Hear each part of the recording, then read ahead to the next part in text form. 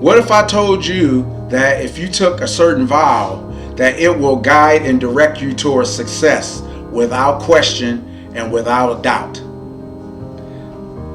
This is the second vow of success, goals and directions. I want you to think about this for a moment. Already, I am a different and better person. With the words from the first vow of success still fresh on my lips, I have already multiplied in value, at least in my eyes, and this new assessment of me, I am certain, will eventually be adopted by the outside world. Now, in case you didn't see the first video, the first vow of success is about self-confidence. And with that vow, we tell ourselves that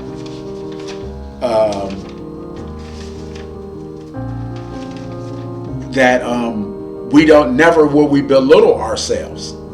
So we belittle or pity. In other words, we don't talk down on ourselves. We start to speak positively about ourselves and reassure ourselves of our true value and our potential value, and then we work to realize our true value. But vow 1 is never again will I pity or belittle myself.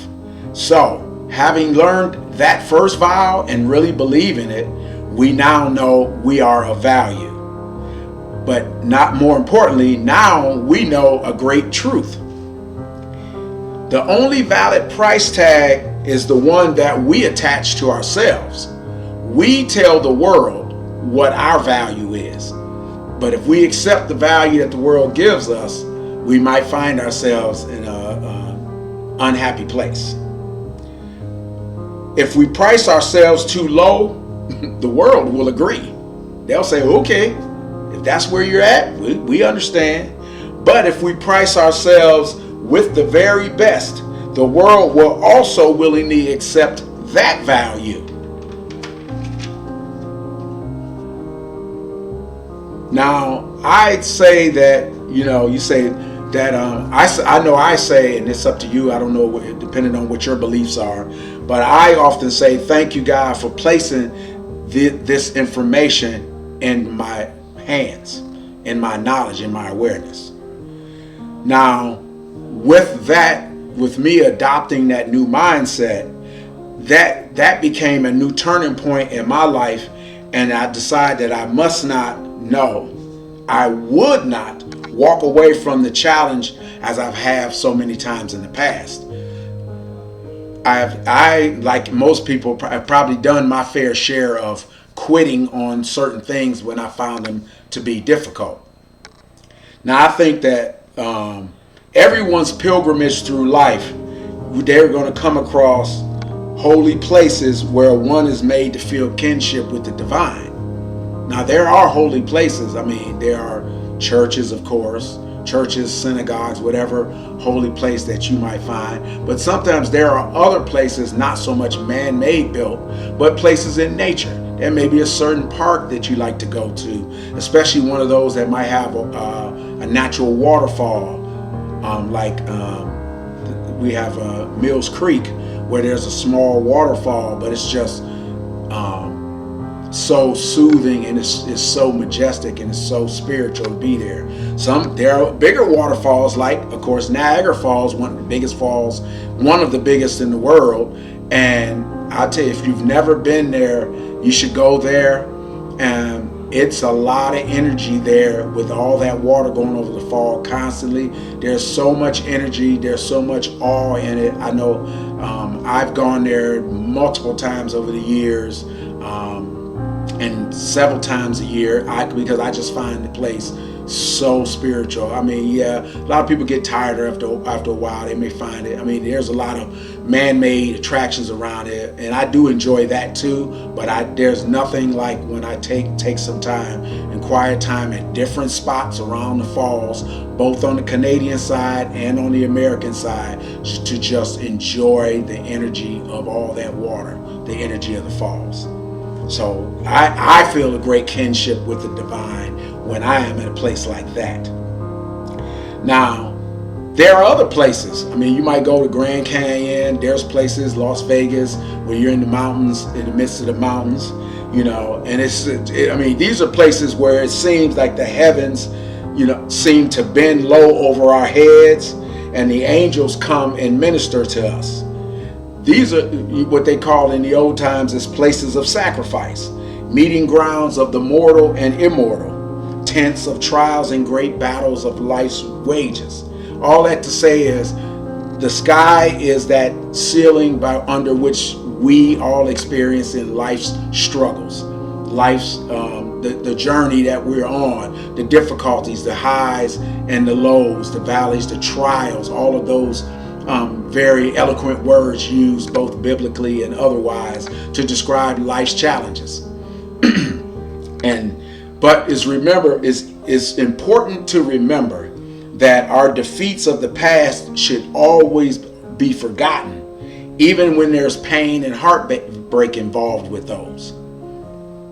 Happy will you be in the years to come if you're able to look back on the special time and know that here at last we have tasted victory. That's when you achieve various levels of success. So you look back on those difficult times and you learn from them, but you relish in the victories of now, of today. And if you haven't gotten to your victory yet, know now that if it's not here yet, it is coming. All you have to do is keep working through. But it's important to remember that first, we must learn and put into practice the second vow of success. Now, the vow reads as following: never again will I greet the dawn without a map. In other words, every morning when I wake up, I'm going to have a plan for the day of things I need to accomplish, things I need to get done, and work through that plan throughout the day.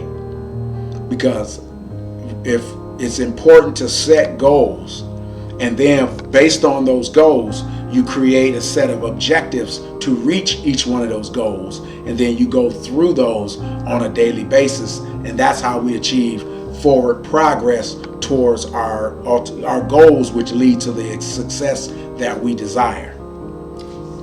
Now, in the past, for me, I'm just being truthful, in the past, to have any goals or any objectives, either large or small, seemed no more than an exercise in foolishness. I mean, it was kind of it's important, but you didn't really take it seriously. You're always told, in any kind of class, they tell you set goals. In life, you want to set goals.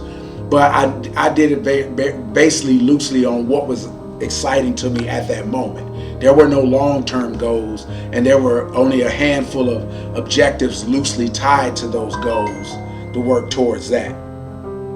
But it was largely because I had so little faith in my own abilities. I knew what I could do and what I couldn't do, and I often relied on the things I knew I could do easily and successfully. The things that I found challenging, I would always try to side skirt them, or I would do a half attempt at it, and then when it failed, I would say I knew it, because I knew that's not my thing. But it's important to understand that the goals themselves are important, and sometimes we have to reach goals because we need to stretch ourselves to grow. We need to challenge ourselves so we can push forward and grow and become somebody better than the person we are now. And what I mean by better, I mean better suited for the goals and desires that we ultimately are striving for. So why have small and insignificant goals, I would say? What's the point of having these small winky-dink goals? That's minor stuff. That's what I used to ask myself. I mean, would I just say, hey, I'm just going to choose goals that suit my talents, and then I'll be good, and I can say, ooh, I can check another box. I would, think, what difference does it make? I mean, if I get it done, it gets done. If it doesn't, oh well. It might not be that important, or I can do it tomorrow. And so each day I would stumble out into the world, and then I would be like a boat with no rudder to steer, and I had no map, no chart. It was like I was getting in a boat to take a trip on the ocean, I didn't have a rudder to steer the boat. I didn't have a map. I didn't know how to read the stars to get directions. Or I jump in my car and I just jump on the nearest highway and not sure where I'm driving to. I just take the road and not have a map, not have GPS, not have Google Maps or any other guidance. And I would just drive and go and say, oh, I'll just see what happens. You know, basically just hoping to survive until I was only basically falsely assuring myself that I was waiting for the proper moment for my luck to change.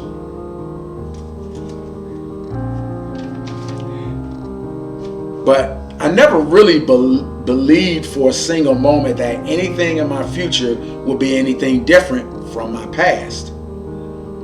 I was, to drift from day to day is easy. No skill is required, no effort, no pain. But on the other hand, to set goals for a day, a week, a month, or even a month, and to attain those objectives is never easy. Setting goals can be difficult. Working day after day, week after week, and month after month towards those goals is a challenge. It can be frustrating, it's slow going, it's tough. It is tough. And it's tough for everyone. That's not unusual.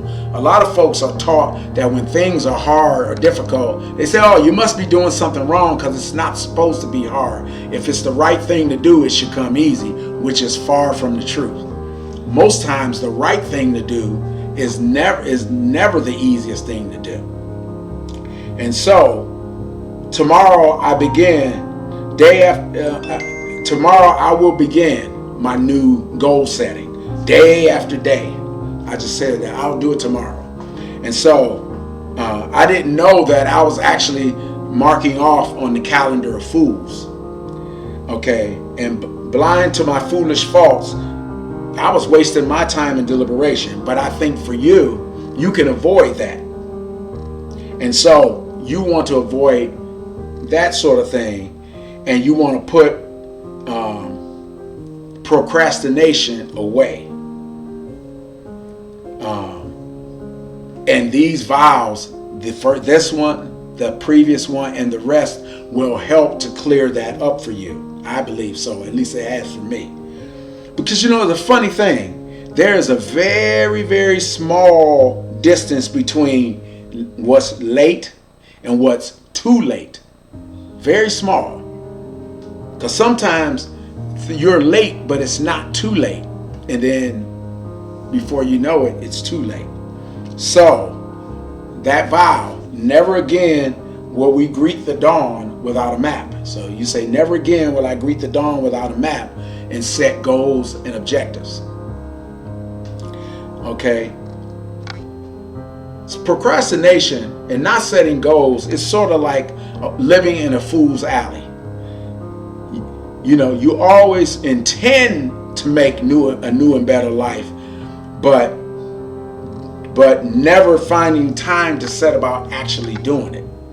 I mean, it's as if you should put off eating and drinking and sleeping from one day to the next until you die. Because, of course, we know you can only go so many days without eating. You can only go so fewer days without drinking. And you definitely can only go a very short amount of time without sleeping, or you go psychotic. You go crazy. Okay? And so, unlike me, you don't want to spend too many years convincing yourselves that the only worthwhile goals were large, grand goals with rich rewards of money and fame and power and celebrity, all that stuff. That is totally wrong. What you should realize is that the wise man never makes goals of immense proportions. So you don't make grandiose goals. You might have grand dreams, but you don't make grand goals. Those plans are giant in size. Like I said, we call those dreams. You have large dreams. And your dreams you should keep close to your heart and keep your dreams largely to yourself, because it's not uncommon to know that others may not share your dream and your vision, and they may even mock you. That's why a lot of the Stoic people who speak about the Stoic supporters of the Stoic mindset says that you work in silence, you keep your dreams to yourself, you don't share them with other people, and don't never tell anyone what you're going to do. But the idea is you want to wake up every day and you want to make certain that you got a plan, that the plan you set the night before is ready to go, and that's how your day is going to start. So you make a plan, that you recap at the end of the night, and then you make a plan for tomorrow. And then when you wake up in the morning on the next day, you look at that plan and say, okay, let me get going in my day towards that plan. So you want to make sure all that is completed before you go to sleep. But the funny thing, when you start to do this, the strangest thing starts to happen. It's not really strange when you get used to it, but when you do it the first time, it's really strange. You'll find soon that the accomplishments are each day stack on top of each other. They gather up. Even though you might think of them as small things, but those accomplishments each day add on top of each other. And basically, you start to build momentum, and your goals and your accomplishments get larger and larger, greater and greater, with more leverage. In truth, this is not really difficult to accomplish once you learn to harness your impatience and deal with life one day at a time, today. We can do it. You can do it. I can do it. We will do it. Because never again will we greet the dawn without a map. And we want to set goals and objectives.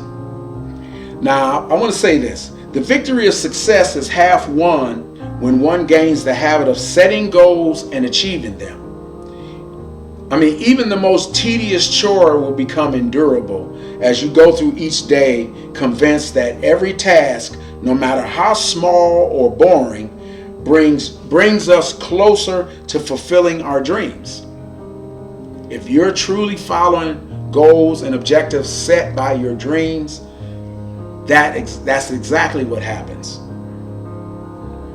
Now, think about it. If you enjoy that, you'll find a pleasant way to get on with your life.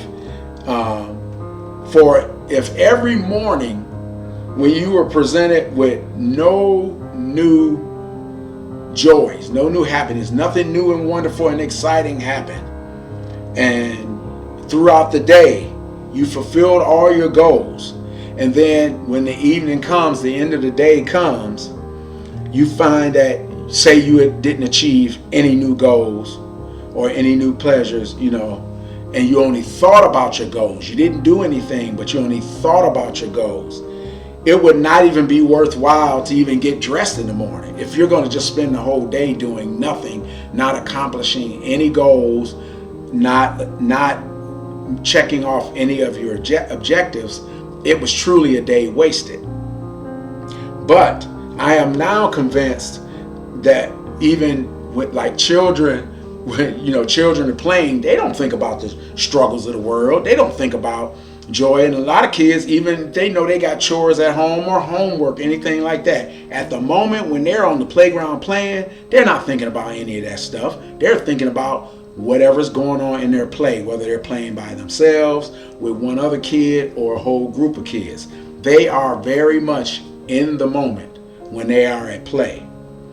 And so that's kind of what the mindset that you want to have with your work, especially if hopefully you're working in things that are passionate to you, even in those small goals that are not necessarily passionate, but they are contributing towards your overall passion. If nothing else, now where you are.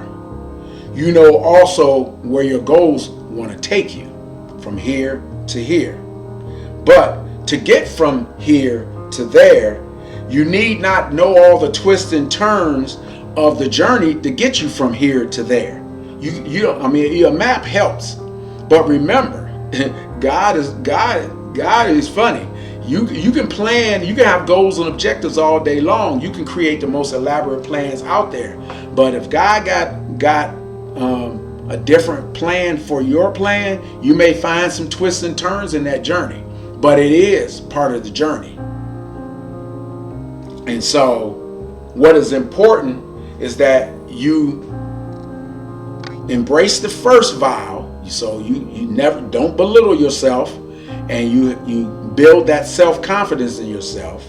And then you add to that this second vow where you got the confidence to set goals, because you start to believe that this, whatever you desire, you have the ability, you have the confidence now that tells you you have the ability to reach these goals. Now you're just taking action by first step, by setting goals to get you to this desired dream, and that you're creating a roadmap to get you towards that. Don't take you directly there. It may not take you directly there, but it's still in that direction.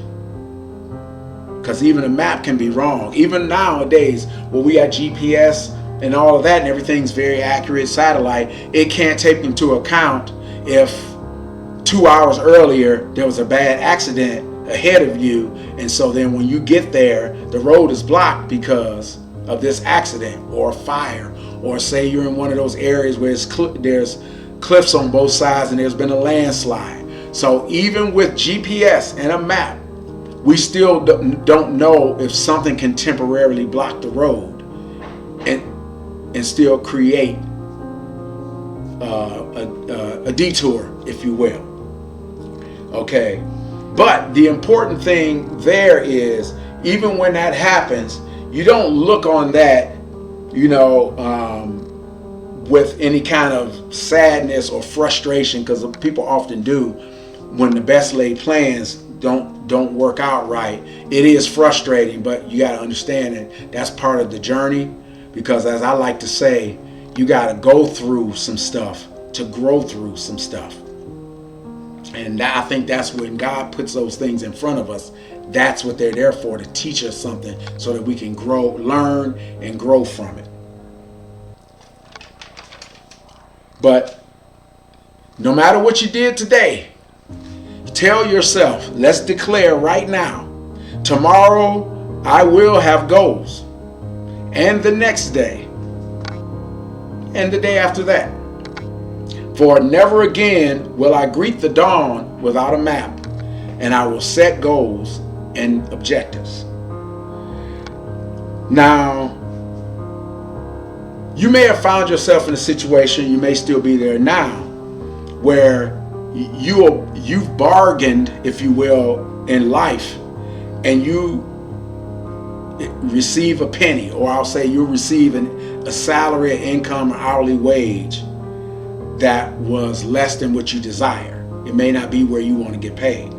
So you would say, I accepted this with the hope that I'll get more later, and I haven't gotten more later. And I've been working for years and years, and I'm not happy with the rate of that. We've seen that. In recent years, people talked protesting about raising the minimum wage and things of that nature. But I'm going to say this.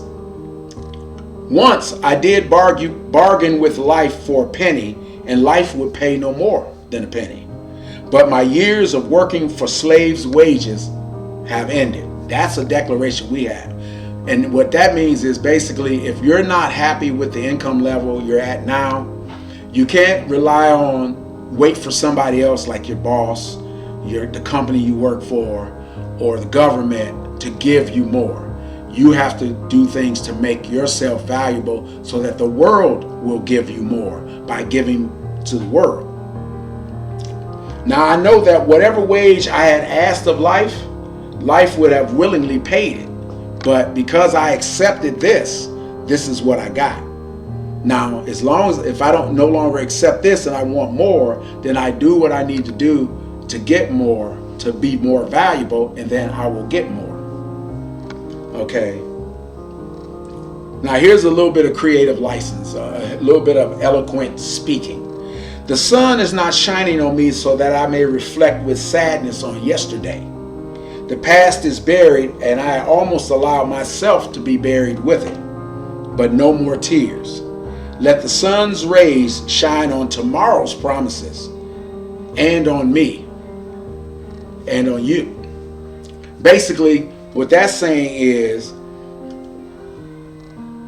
when people think about, keep looking back at what happened or didn't happen yesterday, they become sad because they think about all the things that they didn't get, that didn't get done, that they didn't get, that didn't happen yesterday.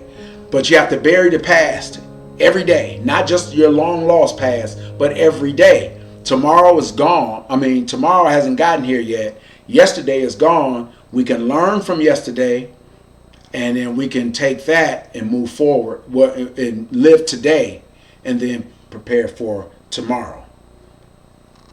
So again, let the sun's rays shine on tomorrow's promises, because tomorrow is full of promises. And let the sun shine on me and on you.